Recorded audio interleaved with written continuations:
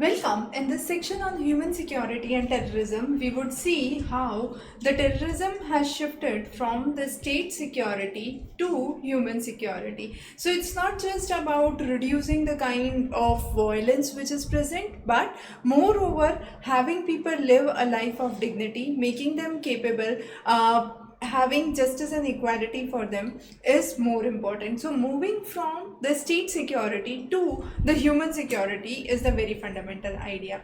Now for that, we need to understand that terrorism should not be treated just as an act of violence, but it should be a phenomena which is concerned with institutions, organizations, buildings, and more importantly, the developments in and around, right? So, to understand this further, we would try to focus on one of the very important pillars. So, there are three important things that we talk about: human security, the second is the structure of violence, and the third is conflict transformation.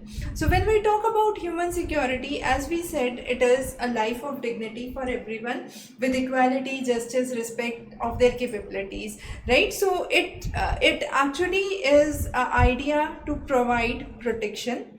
The second is the structure of violence. Now, the structure of violence actually talks about how harms can operate without even the presence of an immediate attacker. So if there is no immediate attack, still there can be harm in the society, and that is where we call it as a structure of violence. So without an active role of violence being seen, there is operation of violent thoughts, ideas which prevail in the society. And the last important thing that we would understand in this lecture is conflict transformation. So for conflict transformation, we need to understand how a durable peace, which is a positive peace, can be attained, and this once attained is actually meant to build relationships and institutions. So these three would be the fundamental ideas for today's discussion. Now, as we move forward, there are some scholars whose contribution have been very important.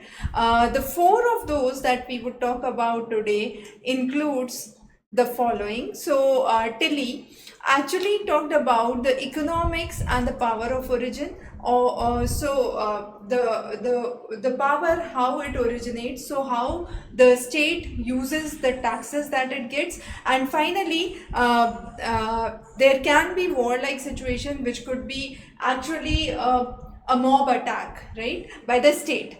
The next is the Agamben. Agamben actually talked about the legal boundaries, and under his idea of legal boundary, he said that how states actually use emergencies to rule out the human rights, and those rights are provided to certain section, and certain section are deprived of those rights. So it's states wish whom to give those rights and whom not, right? So that was a concept which was given by Agamben.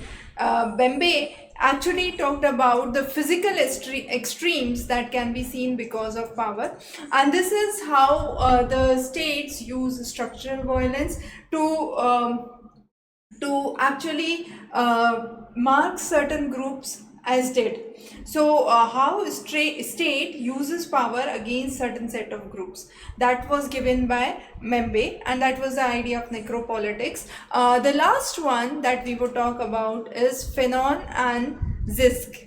Now, Fanon and Zisk actually focused on the resistance to the power. Now, this resistance is how the people who are oppressed actually fight for their right, and they actually make it a reality to attain those rights. So these four scholars and their works we would understand as we proceed. Now, the core idea is, as we said, three bound: the human security, the structure of violence, and conflict transformation.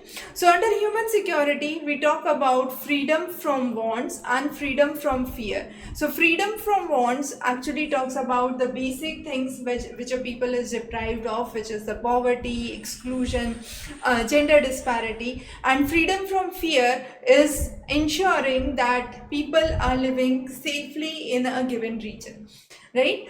So it is basically the individuals, the institutions, and communities that have a very good